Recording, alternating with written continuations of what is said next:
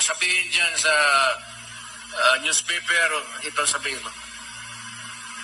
At saka yung press, walang lisensya yan.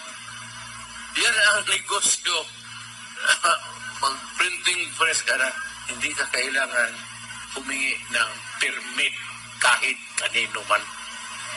Ganun kahalaga itong konstitusyon na ito. Huwag ninyo itong bitawan. Magkalit-salit na ang buhay. Sabihin ninyo, kung hindi tayo pwedeng mag-intindihan dito, patayan. Wala tayong problema. Ganun talaga ang buhay. So, ito yan. Ngayon, I'd like to move on to something else. Maliit lang itong storya ko.